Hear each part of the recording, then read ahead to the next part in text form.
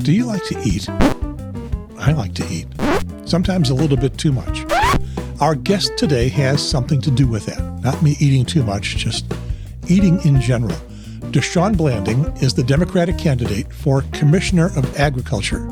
It's another statewide office, and if this keeps up, we may have to change our name to SCDP TV. So let's get on with it. From in front of a green screen that puts me over this bucolic little farm back here, and in the studio in the bonus room above the garage on the north side of Fort Mill, in the shadow of Charlotte, the buckle of the Bible Belt and the foot of Mount Belzoni, this is the York County Democratic Party's YouTube show and podcast.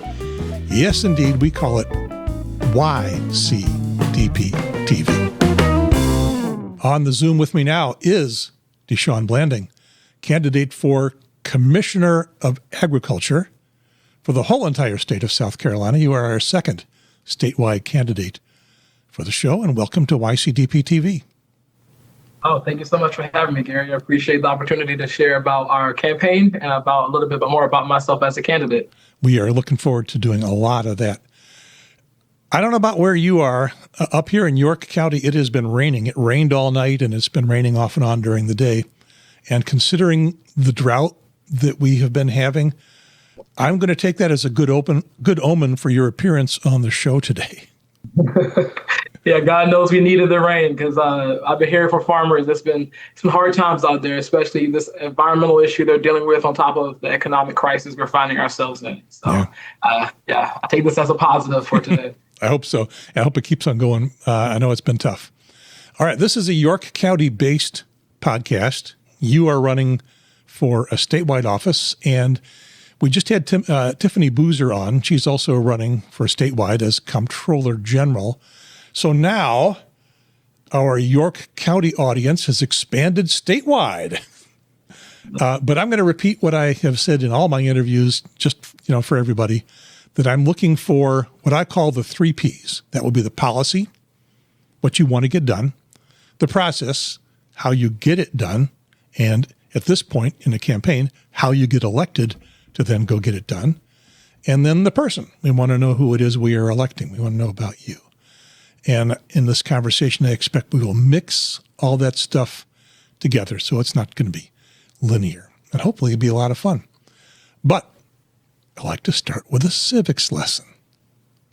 There's going to be a quiz. You're running for South Carolina Commissioner of Agriculture. It is a statewide office. It's an elected office. Tiffany didn't think her office should be elected, the comptroller. She thought it should be appointed or at the worst non-partisan because it's very technical and not political. I'll ask you about that in a bit because your office could be kind of technical, but I think maybe a little bit more political. In terms of the statewide offices, there are 8 of them. They've all got 4-year terms. They're all elected in presidential election years, so that's what we're in now. They are all technically called, okay, here's our first quiz. Do you know what your office is technically called? The constitutional office are you referring to? Yes, that's what I'm referring to. That's 2 for 2. She got it. You got it. It would be embarrassing if you didn't. But I think people out there, they could win a bar bet with that little nugget. Yeah. I spent 31 years in North Carolina. They call that the Council of State up there. But here it's constitutional officers. Okay, they are. The governor and the lieutenant governor is one of them, but they're elected on the same ticket. You don't vote for separately. Secretary of State, State Treasurer, Attorney General, Comptroller General, that was Tiffany, State Superintendent of Education, and you, the Commissioner of Agriculture.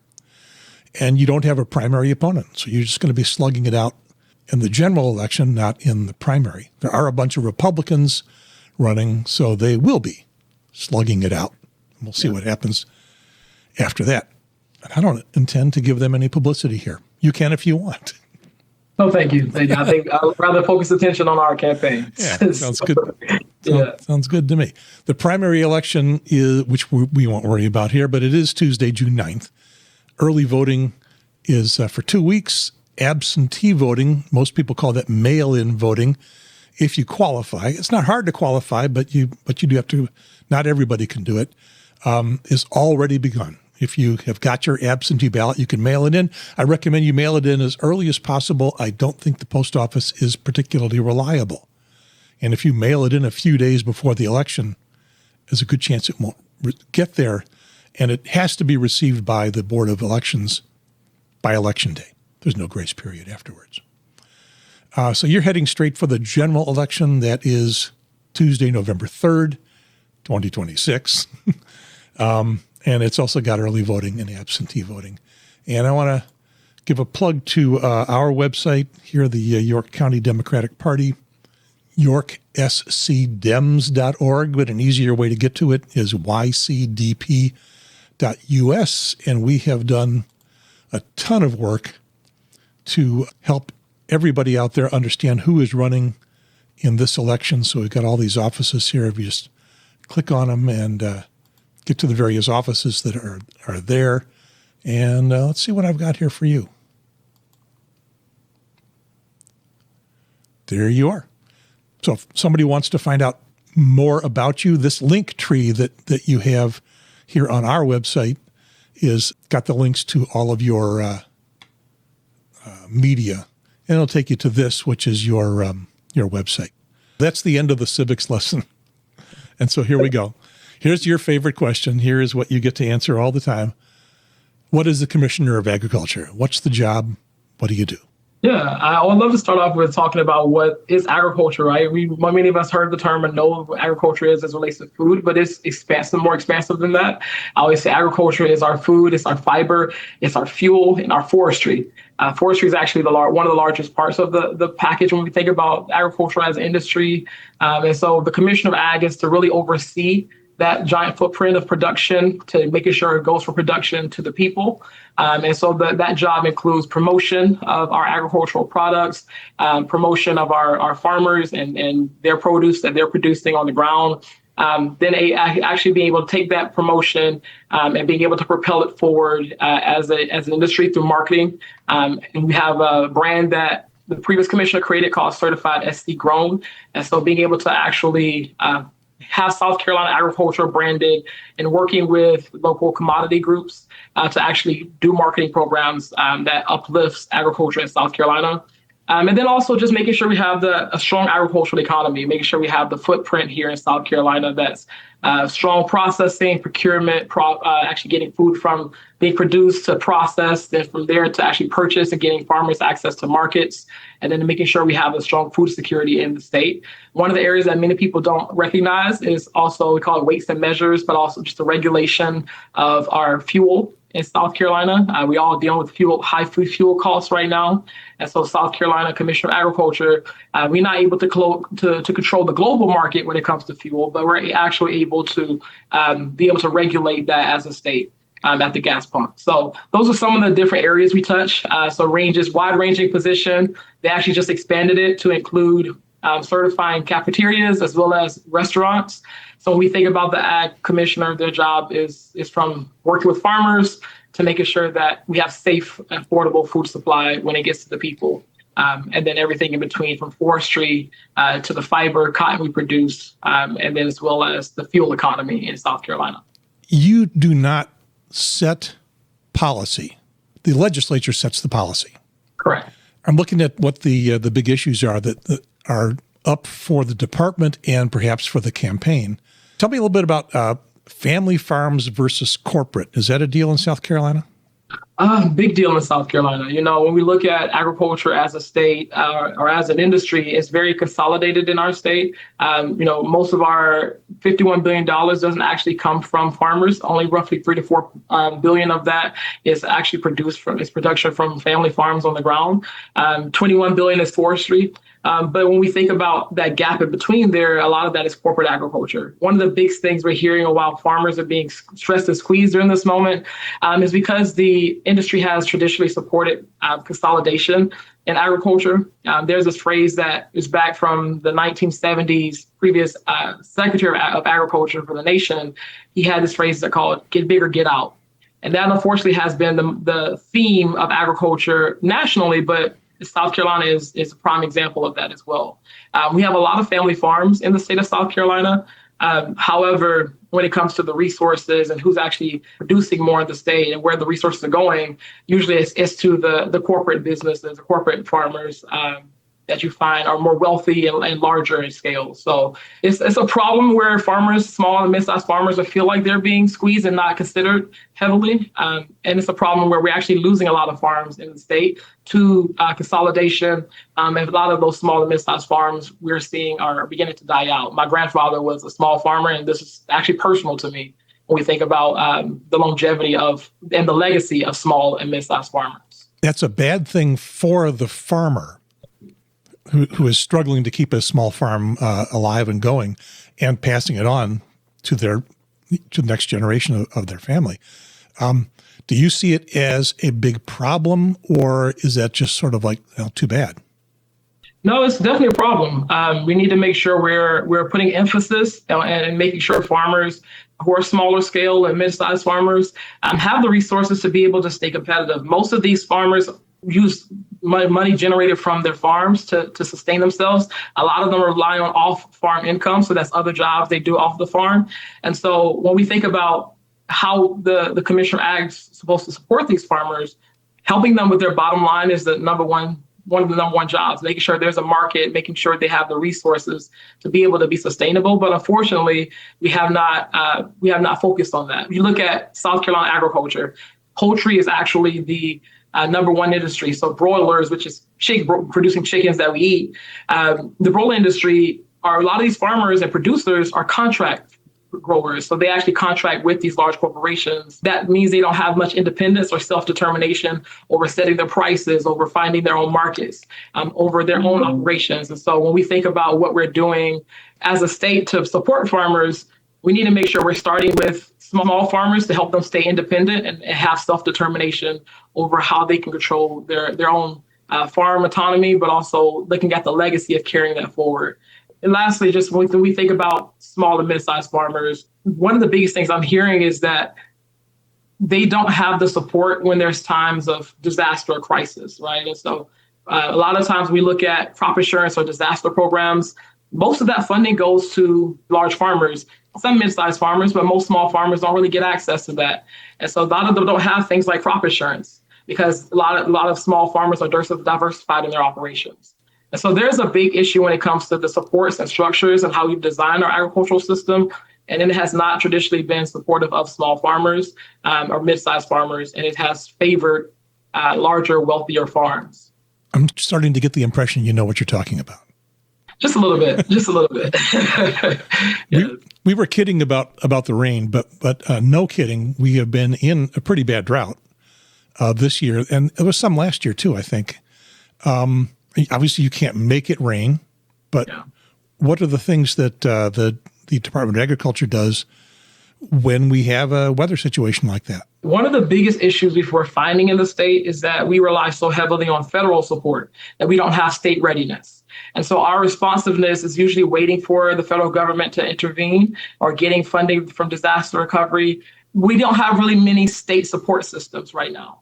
Not only are we dealing with the drought now, we actually, I think back to 2024, we had the opposite problem. We had Hurricane Helene came in, and that flooding, it destroyed crops all across our state. We had over $600 million loss of crops, farm loss. And so when we think about agriculture and how we're supporting farmers, the weather's unpredictable, but also we have patterns. And when you have patterns, you're able to create a plan to be able to respond to those patterns. And so we know we have a coastal state of hurricanes. Right now we're dealing with patterns of drought. And so we need to be ready to respond, knowing that agriculture is a risky business, it's a risky industry, because you can't control the weather, you can't control when there's economic crisis, so price can be a barrier, burden to farmers. And so when we think about moments like this, the big job for the commissioner, you mentioned earlier, isn't to necessarily create policy, but we can advocate for certain policies. We can advocate to the state legislator. And one of the things we're advocating for in our campaign, and we will advocate for once elected to Commissioner of Ag, is for a state program that the commissioner can automatically implement whenever there are moments of economic or environmental crisis. We don't have that now. We rely solely on the federal. And so that is one of the big things that we're advocating for, is to have a standing program. So whenever there are moments where farmers can't meet their bottom line, or they're dealing with economic crisis like high fertilizer costs because of the war we're finding ourselves in, or we have fuel costs because of the same issue, we need to make sure we are having the support ready for the commissioner to act. We don't have that set up right now. Is that something that you would expect our legislature, as it's currently constituted, to be amenable to agree with? So there's a conversation right now about a one-time appropriation that actually just passed the Senate, and I think it just passed the House. And so that one-time appropriation would allow our farmers to be able to have some type of relief where they're dealing with this economic, environmental crisis we're finding ourselves in. I do think when it comes to food security, that's a non-partisan issue. It's specifically supporting people. And when we need to make sure we're having the structure set up to where we can actually do that. And I think when we look at the state legislature, they want to support our farmers. Again, it's the largest industry in the state of South Carolina. So there's our economic angle. And then there is a more of a moral angle that's about actually feeding people.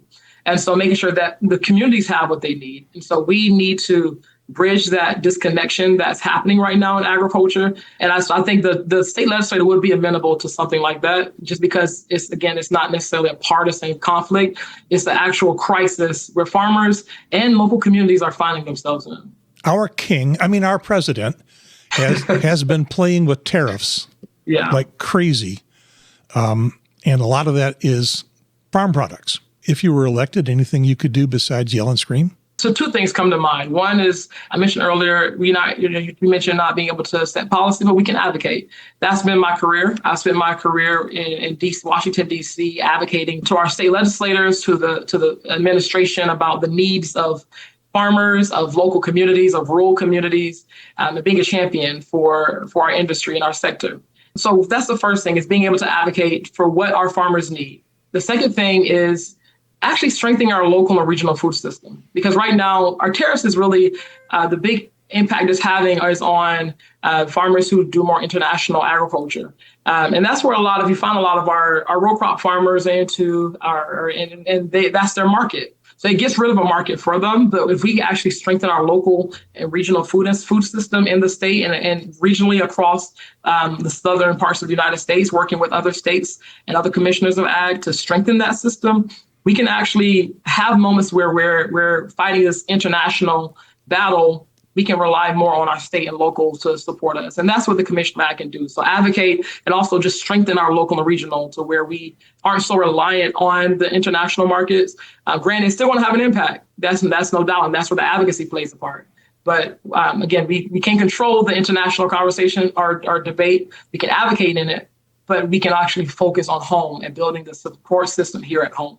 In addition to that, one of the things that the Commissioner Ag sits on is a board called the National Association of State Departments of Agriculture, NASDA. And NASDA's focus is being an advocate for agriculture from the state commissioners. All the Commissioner of Ag sits together on this association they're a part of. And so that's the one way we can do is bring our other Commissioner of Ag together and talking about the issues of tariffs and how it's impacting us. And if you have a loud resonating voice from across the state, bipartisan, whether that's Republican or Democrat, we can actually be more effective in our role on the advocacy side. So working together with other commissioners of ag would be one of the big jobs of this role, to actually make sure we're trying to change that dynamic. So surviving it, yes, but we can do more if we actually are working to advocate for it. Which I haven't heard much about from what South Carolina's been advocating for on that front. But I do think as Commissioner Ag, that will be one of my main jobs, is to actually be in D.C. and making sure we're advocating and uplifting the needs of our farmers. So one of the things I understand is that we are constantly losing farmland to development here in South Carolina. I live in a development that used to be an orchard. So, mea culpa. But how big a problem is that? Do we need to put limits on development and stop urban and suburban sprawl, or can we survive that? Yeah, that was one of the first things. And I remember being a student in my high school ag science class, many, many moons ago. One of the first topics we discussed was being in a rural area and how urban sprawl is taking over farmland. At the time, it was not necessarily development. We were looking at more of like the Walmart coming into a rural community and buying prime farmland and taking that and converting it into a storefront, our store.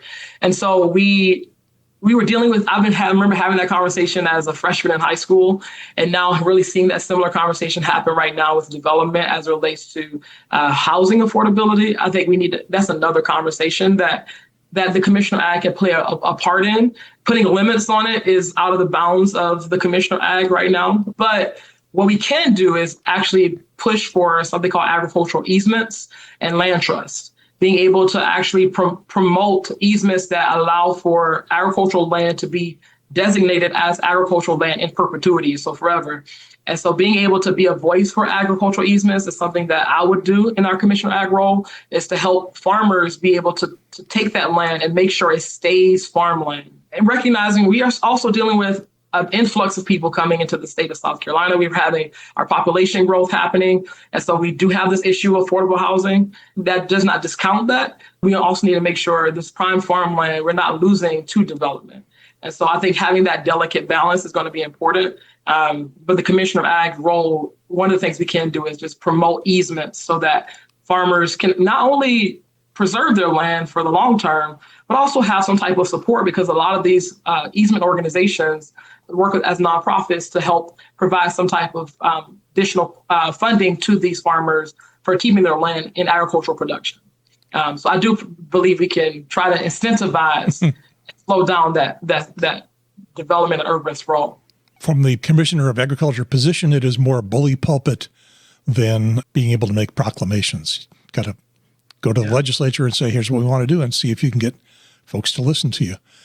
Which has been my career, right? So I spent my whole career doing that. So telling legislators and really why we need to invest in agriculture, farm, and food systems.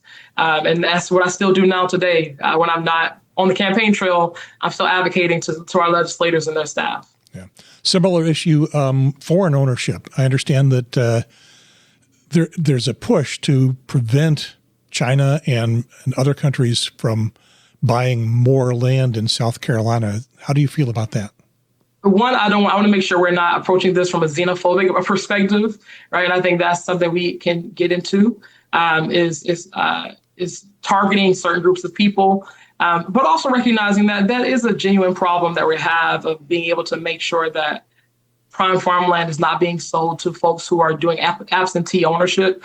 That's actually going to help decrease the quality of land. There's this report called Taking Goldschmidt to the Woods. That's a key part of it, is how farmland and absentee ownership, people who aren't living in and using that land, that ownership can actually decrease the quality of life for people in that community. Because remember, like a lot of the local taxes and things go back to farmland. And so we need to make sure that when we talk about this conversation, we're looking at it from a holistic picture.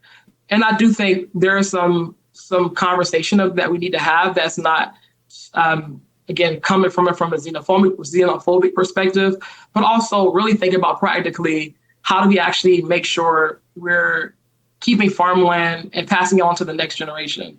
I think one of the big things is that when we think about buying and selling of land, there are a lot of young and beginning farmers who are struggling to get access to land because they can't afford it, or they are in the process of waiting for a loan to be able to buy the land.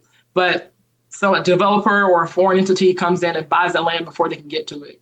And one of the things we can do is, as again, the bully pulpit, but advocating, is trying to get funding to create our own incentive program to transition land to the next generation. And so that's where I think we should be focusing our attention, less on trying to attack other countries, because again, we're South Carolina, where we need to focus on what we can do within our state. And I think one of the things we can do is try to incentivize that transition of land to the next generation through creating our own transition incentive program that helps farmers pass their land on to young beginning farmers who want to actually continue farming. I think there's a connection to the next thing that I wanted to talk about. There is a phrase, you were talking about going back to your high school and, me going back to high school and history and stuff. There's this phrase that comes to mind, 40 acres and a mule. Have you ever heard about that? Oh, yeah. I'm very familiar with it. Very familiar. Well, About as far as my high school education goes was we gave everybody, all the freed slaves, 40 acres and a mule. Yeah. No, we didn't, did we? Yeah. We had the Freedmen's Bureau that some farmers or some landowners were able to get, or free slaves were able to get some land. They were able to start the process in some areas, but in reality, they didn't achieve that fully. It was actually rescinded. It was initially intended to support freedmen to become landowners and start their own farms and have something to start off on as freed slaves or freely enslaved people, I'll say. And so one of the things that we didn't see is actual implementation of that. The Freedmen's Bureau started the process of trying to make that happen, but it didn't get very far. Yeah, they didn't get to keep it. The land got pulled back in a lot of cases. And that may look like an interesting twist of history and the kind of racism that's existed in this country for a long time, but it has a long tail all the way till today. If they had that 40 acres and they could have expanded on it, then the black farming community, which is very small today, would have been a lot bigger and a much bigger legacy. Black farmers were able to be successful. My grandfather's a prime example of that. My great grandfather was an enslaved man who started our farming legacy. He took a small farm that he was able to get after being enslaved, passed it over to his son, who grew that into a 400-acre farm. In 1929, we lost that farm because of a similar situation we find ourselves now with an economic environmental disaster that's collided. We call it the Great Depression and the Dust Bowl. That issue caused massive farmland loss. A lot of people weren't able to get back that land, but some were. Like my great-grandfather, who was able to get back 150 acres of what his father had lost. So 1920, we had close to 1 million Black farmers. You look at around that time frame in South Carolina alone, over 56% of farmers in South Carolina were Black farmers. Today, that number looks drastically different. Nationally, there are only roughly 45,000 Black farmers left. In South Carolina, that number went from 56.6%, I think it was, down to 6.5%, roughly, of farmers in South Carolina who are Black. And so we have to recognize that, yes, the 40 acres and a mule is an issue that never got resolved. However, Black farmers were able to do what we've been doing for generations. Is Black folks are resilient. They were able to still make do and make a way out of no way, literally, and be able to acquire land and grow their own operations. Whether that was as like my grandfather, who started his own small farm that was able to grow. Or it may have been a sharecropping situation where they worked on someone else's land, was able to share what they had, what they produced in exchange for land, if that's to the owner of the land. And then there were also people who were tenant farmers were able to make do. And then you have folks who were able to do cooperatively owned farms and work and pool their resources together. So we found ways to be resilient in those moments.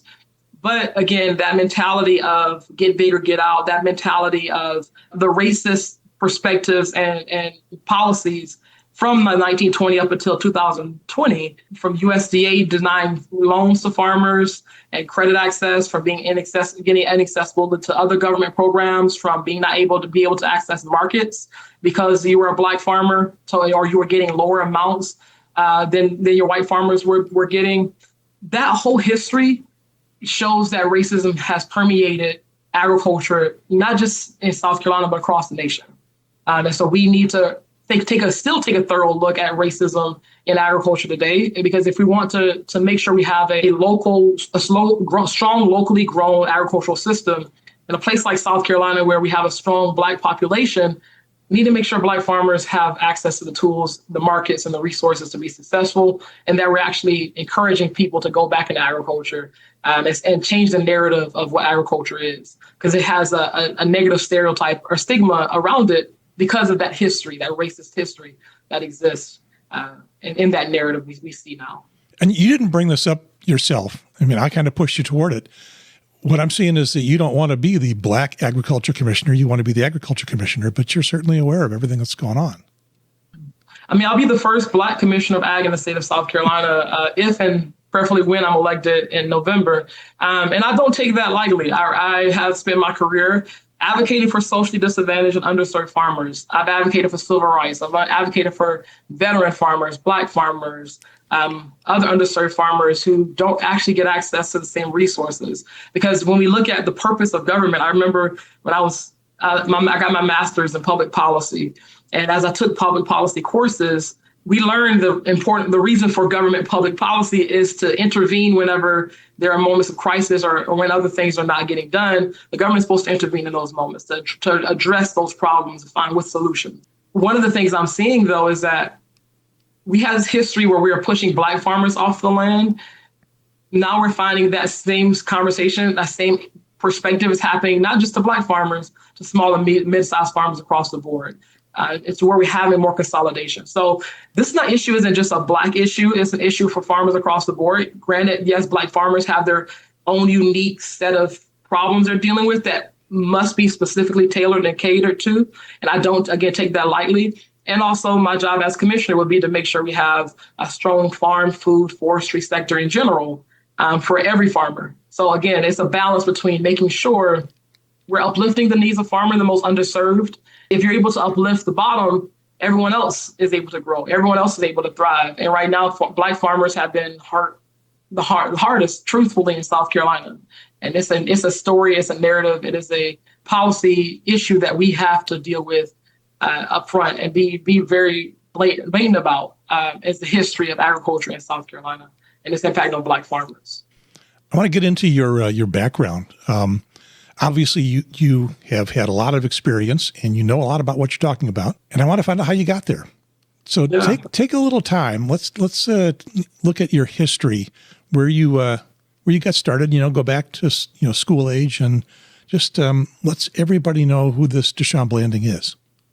Yeah, well, I appreciate this question. Happy to talk through a little bit about trajectory to getting to the point of running for Commissioner of Ag. I started off born and raised in Clarendon County, Silver communities, where my family has been since enslavement. On my mother's side were farm workers. My dad's side, my granddad was a fourth generation farmer to carry that legacy forward. So I grew up hearing the stories about agriculture and farming from my mom and dad from two different perspectives. And I always tell folks, I didn't get to grow up on the farm, though. I grew up where the farm used to be. As so many people across South Carolina, that's their story similarly. And so it wasn't until I got into high school that I really decided to go into agriculture as a career or as saw a future for myself in it. As a freshman in high school, I actually wanted to be a doctor. I wanted to be an oncologist. My goal was to cure cancer. But then I learned about another way to serve, because to me, that was the core of why I wanted to do that, was to serve the public and address issues that we're dealing with. But I've learned there's another way to heal the body, and that's through the food we eat. And so I learned about agriculture and the importance of it through taking agricultural education classes in high school, and joined the FFA as a part of that agricultural education model. With 3 parts to it, which is the classroom knowledge, and then you join FFA, which is the student organization part of it, where you learn leadership, personal development, career growth, and success. And then you apply what you've learned in the classroom and through FFA into what we call a supervised agricultural experience, which is a hands-on project in ag. So I got to have a career start in agriculture as a freshman in high school, learn leadership development. I learned how to start my own enterprises. I started my own farm. I worked at a restaurant. I'm in the kitchen and actually worked as a service, learning that farm to table perspective. And so that started off at high school, went off to college where I studied agriculture and environmental systems as a USDA 1890 land grant scholar, so a full scholarship that allowed me the opportunity to work throughout the summers with the USDA Natural Resource Conservation Services as a soil conservationist aide. My job was to help farmers develop conservation plans to protect our environment. And then from there, I went off to serve as a national FFA officer for FFA. I got elected in 2016 during my college days. I took a year off from school to travel the nation representing 650,000 students in FFA. And that journey opened my eyes to advocacy. And I got to go to DC a few different times and meet with legislators, meet with the Secretary of Education, meet with the U.S. Department of Agriculture, the Secretary of the Department of Agriculture, and talk and advocate and talk about the importance of it, even to the point where we got to train other students, leaders across the state. All of the state leaders across FFA associations in South Carolina sent their president and secretaries of their state association to DC to a conference where we taught them how to advocate. And then we actually took them on the Hill where they got to practice it. So I learned advocacy through FFA. And from there, I started my career in it. And so I started working right out of college. I worked for an organization called Rural Coalition. Went on to work for the House and the Senate committees on agriculture. And now I still do advocacy work and started my own cooperative business where we teach organizations how to advocate for themselves. So this has been a long journey. Someone once said this, that it seems like you spent your whole life has been setting you up for this moment to run for commissioner of ag. And I think there's a lot of truth in that. My whole career from when I was born all the way to high school to studying it in college and then actually applying it in my career. This is a trajectory, I think, that has been a road and a path that was paid for me. And I think it's divine destiny that I'm here today. That is exactly the next thing I was going to ask. Has this been funneling you and your life trajectory to this office? And then, for the state of South Carolina, then maybe something federal or who knows. But in other words, you don't want to be governor. You want to be agriculture commissioner. And that's the vision right now. That's where God's calling me right now. I can say that much. I don't know what the future entails. Other people are speculating on where my career can go post commissioner of ag. But right now, I'm trying to win commissioner of ag and do my best job over the next 4 years to serve the people of South Carolina as the best commissioner of ag they've ever experienced and changed the trajectory. One of the biggest issues of South Carolina ag is we haven't modernized over the past 40 years structurally. We've increased technology and yields, but we actually haven't done much to actually structurally modernize the system. So my vision right now, my plan right now is how do we make agriculture better in the state of South Carolina? And I want to work my hardest and work like hell to serve the people of this state. So you have worked in government for, on and off for a big part of your career. Is this your first elective office? It is. Oh, if you don't consider FFA as elected office, yes. This is the first official public service office. FFA is important. It's not a government office. But correct. But it's an important one. Should Commissioner of Agriculture be an elective office? It seems to me it is mostly technical, or at least very technical. It takes a strong background in agriculture and forestry and everything else that you have been learning all of your life. It's not something for a politician to just walk in and try to take as a power base. Should it be elective? Should it be non-partisan elective? Should it be an appointed office? I think every state that decision looks on different at every level. I think if you want to make it a partisan election or make it partisan, you should make it an appointed position. But if the vision for it is to just be someone who's the best for the job, I think we need a nonpartisan election system for our ag commissioner. I think agriculture commissioner job isn't about ideology. It's not about, it can be controversial at times on certain topics, but at the end of the day, the mission is still the same across the board. It's practical, common sense solutions that impact the farm, where the food we eat is grown from and making sure it's getting to the people. And then the whole process in between. And that job is not a partisan job. That job is for someone who has the skills, the knowledge, the experience, the expertise to actually be effective at getting it done. So I don't think we need, South Carolina personally, I don't think we need a partisan commissioner of ag. They just look for the best person for the job. It's not always about partisanship. It's about the people and who's best to serve the people. So yeah, I don't think we need a partisan election for ag commissioner. I stand on that, truthfully. But the way it is now, it is partisan elected, and I guess that makes us, the voters, the people who decide who is most qualified for it. Yeah. Which I don't think there's a power we should take away from the people, but I think if we do want to do that, again, it should be a nonpartisan election. All right. So that leads me to this, and we'll do a little more process stuff here. I may be framing this wrong. We'll see. About 32% of the population of South Carolina is rural, which means about 68% is urban or suburban. And since we don't have any like major cities, I'll call it, leans towards suburban. Do the urban suburban voters care about the agriculture commissioner? Yeah, I hope they would care, but I honestly don't think many people they actually don't know that the commissioner of ag is a position. It's something I've seen across the state as I've been traveling on the campaign trail. I always ask this question, how many of you have heard of the commissioner of ag by show of hands?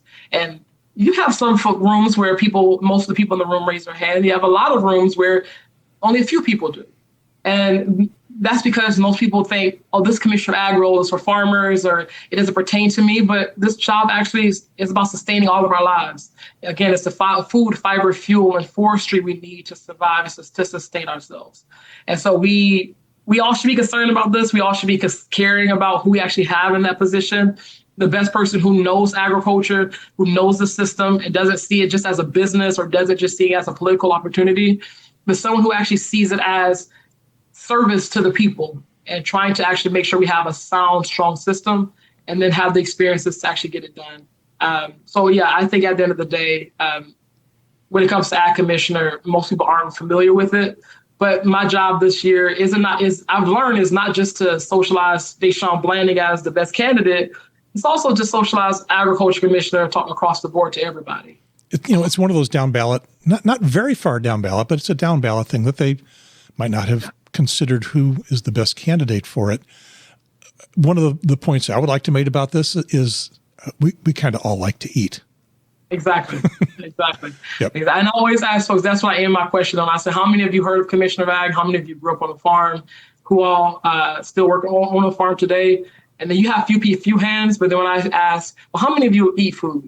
And everyone's hand goes up in the air. Yeah. And that's because at the end of the day, that's what this job is about, is making sure we have the quality food that we need to survive. Yeah. So the city boys and the city girls like me, we need to pay attention and we need to elect a good commissioner of agriculture.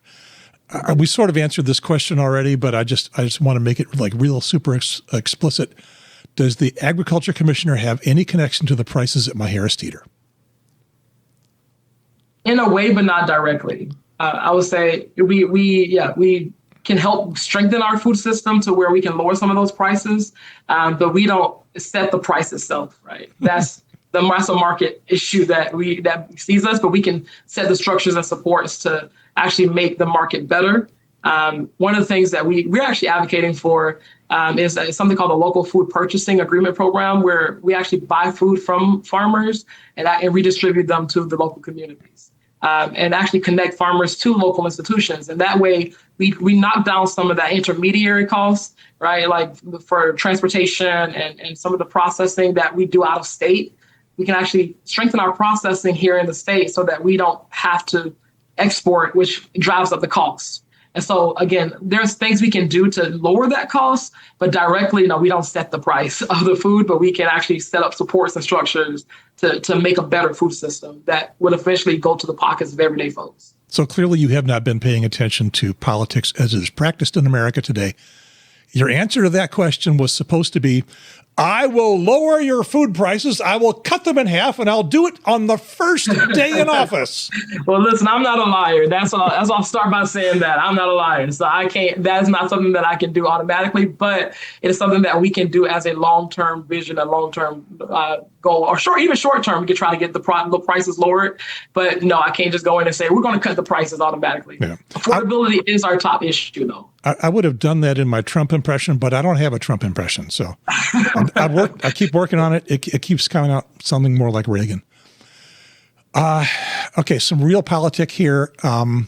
Because this is a slightly down ballot position, and many of our elections are determined by straight ticket voting, and you're running as a Democrat, and the straight ticket voting leans Republican. How do you combat that? Well, I think for starters is getting my name out there and the messaging that we're created as a campaign out there. I had a first forum with the other commissioner of ag candidates the other day. And from that event, I had people across the board from Republican to Democrat excited and reaching out because they're excited about having someone who actually knows what they're talking about, who knows the issues, and has a plan and a vision to move us forward as a state. And so I recognize it's going to be a hurdle to try to get the votes this election, but we're building a coalition that is broad. We're building a coalition of people who are tired of the system and people who are actually seeing the impacts of what we voted for before and not working for them. I do feel a blue wave is potentially in the works for us, because I think people are just seeing the current system we've lived in South Carolina alone for the last 20 plus years, right? We've been led by Republicans for the last 20 plus years. It's not working, and it hasn't worked, and we need to do things differently. And literally, that's what our campaign, one of our slogans is a campaign about doing things differently. And I think people are resonating with that message. The thing now is just getting the word out and making sure people are able to actually hear about what we're trying to do here in South Carolina. So I think it's possible. I do think it's possible with our strategy of targeting, again, not just farmers. That's the key part of the role, but everyday folks, everyday voters. Everyone from the most progressive to the Maha moms. Everyone should be concerned about agriculture and the food system. And I think that's what makes us different, is that we're not talking ideology, we're talking the practicality of a better food system. So it goes back to being kind of sad that this is a political office at this time. It'd be better if it wasn't. But it is, and you're running as a Democrat. So the folks that are watching this, mostly Democrats, doesn't matter if they vote straight ticket or not, because they're going to end up voting for you. Yeah. It's reaching the crossover people, the undecideds, the independents, folks that independents are typically not going to vote straight ticket. That's anathema to what their political identity is. But moderate Republicans, folks that are feeling a little abandoned by the current Republican Party, it's convincing them not to vote straight ticket and look down the ballot and find out who they think is most qualified. Yeah, I was at a produce stand the other day when I was at a festival, and I ran into a couple who own the produce stand and talked to them about the issues they're dealing with their produce stand and getting produce to them that's grown locally and within the state. And the husband, he was telling me that I usually vote Republican, but I vote people. I'd rather vote people over party. And his wife was telling me that she wasn't going to vote this year because she didn't feel like there were qualified candidates out there. Oh, no. And then after we talked, I spent about 30, 45 minutes with them in their stand. And then they had an ice cream shop across the street. Went over there with them to the ice cream shop. And by the end of it, she was like, "Can you go get me a poster to put on my wall in my window?" And then when I left, she said, "Okay." She said, "I wasn't going to vote, but." She said, "I know I'm going to vote this year. We got somebody who's a good candidate." And I told her, I said, "There are great candidates up and down the ballot. You just got to get to know the people." And she said, "Well, I don't know about the other ones, but I know we got you." So I think that really means that we're resonating with folks across the board, and we can make a difference in this election. All right. That is excellent. You have to get going here, so we're going to wrap this up pretty quick. Is there anything that I haven't brought up or that we haven't talked about yet that you think is really important to spend a minute talking about? What we need from folks right now is your support and your volunteer and also your donations, right? We need to raise the funding so that we can actually be competitive in this race and actually have the resources to get the word out. I think once people hear the message, they understand what the position is, they get excited that we have a candidate in this race who's going to actually be an advocate for them, whether they're a farmer or whether they're just someone who shops at the grocery store, right? Everyone should be concerned about this position because we're all feeling the effects of the fuel costs. We're feeling the effects of high food costs. We're feeling the effects of an unaffordable housing situation, which also touches the Ag Commissioner when we think about forestry. I think it's somewhere around $49,000, $50,000 that the average person spends in building a home is hardwood. And so that's forestry. Granted, that does not fully tie into the Ag Commissioner role, but that's an agriculture issue. And so when we think about agriculture and what it is, we all should be concerned and we all should be invested into a commissioner who's going to fight and advocate for them. And in order to do that in this election, for us personally, we need your support and we need your donations and we need your volunteer to get the word out in order to get the job done come November. Well, DeShawn, you are an excellent advocate for yourself. And you clearly have a very deep understanding of the issues that you're talking about and the ability to communicate them. And those are two things that I think we need in a politician. DeShawn Blanding, candidate for Commissioner of Agriculture for South Carolina, skipping the primary, heading straight to the November election as the Democratic candidate. Looking forward to being able to vote for you in that election. So thank you very much for joining us here. Hopefully we can do a little bit in helping people understand who you are. And once they get to know you like this, I am loving having these interviews with candidates. I am learning so much, and I hope the audience is learning a little bit too. So thank you very much for showing up here on YCDP TV. Thank you for having us, and thank you for those who listen. We need not just voters, but informed voters. So thank y'all for listening. Okay. And as our logo covers up your face and starts to cover up my face, let me let everybody know that this is the York County Democratic Party's YouTube show and podcast. We are YCDP TV. Over.